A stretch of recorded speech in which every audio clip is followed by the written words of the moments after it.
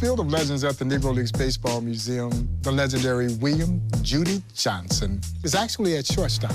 But Judy Johnson was one of the great third basemen in Negro Leagues baseball history, you might say in baseball history.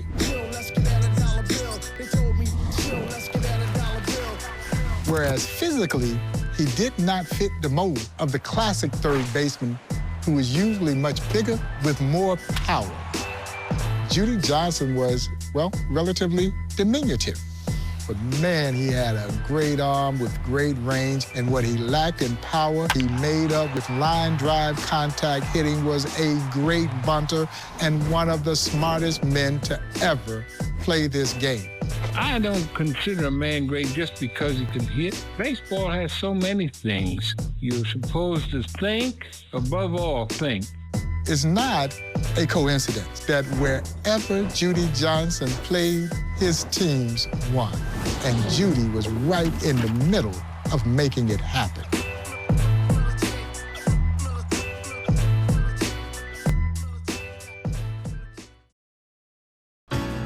Growing up in Wilmington, Delaware, Judy Johnson's father wanted him to be a prize fighter, and he wanted him to train to box. And so he would actually have Judy's older sister be his sparring partner. And after several rounds of getting whipped by his sister, Judy Johnson quickly knew that this boxing thing was not for him. So instead of fighting in the ring for 12 or 15 rounds, he chose 9 innings of baseball, which was much safer, much sounder, and absolutely the right path for Judy Johnson.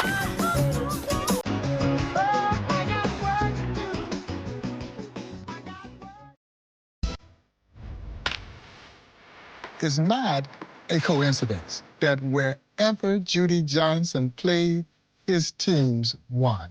Classic line drive hitter who seemed to always excel in the game's biggest moments. He wanted to be there when the chips were on the line, and more times than not, Judy delivered. He was a part of that Hilldale club that played against the Kansas City Monarchs in the first Negro League World Series, and also subsequently the second Negro League World Series. Judy Johnson also played for a number of great teams, including the 1935 Pittsburgh Crawfords. And in a series where the Crawfords were prohibitive favorites to beat the New York Cubans, they bring Judy in a pitch-hitting role. And of course, he delivered the game-winning hit that allowed the Crawfords to move on to claim the 1935 Negro League World Series. So let's kick and push. Judy Johnson and Josh Gibson had a great trick play that they did with the legendary Leroy Matlock. And on this particular instance, they got old Leo DeRocher.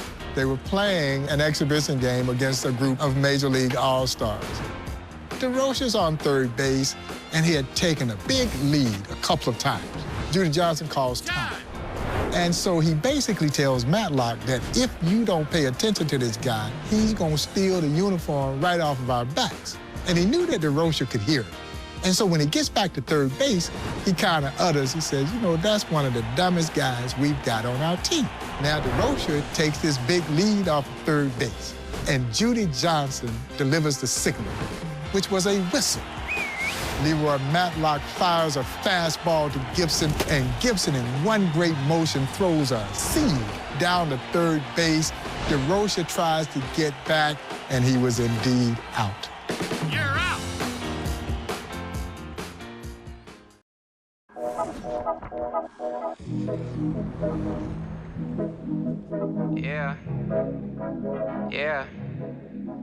Yeah. While Judy Johnson was managing the great Homestead Grays, they're playing a night game against the Kansas City Monarchs. And the Grays catcher actually got hurt misplaying a ball. And so Judy Johnson then makes one of the greatest decisions of his lifetime when he goes out and grabs a kid out of the stands to come in and fill that role as catcher, stop the game, and put him in uniform.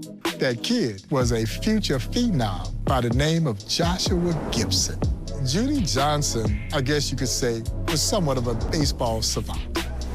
Buck O'Neil would say that he was a baseball player's baseball player, or a pro's pro, because that's the respect that Judy Johnson garnered not only from his teammates, but also from his opposition. Even though he was not large in stature, he made up for it with one of the biggest hearts this game has ever seen, and he was as competitive as anyone. But the respect that was there for Judy Johnson was universal. And that big heart would take him to the top of the mountain, where he was inducted into the National Baseball Hall of Fame in 1975.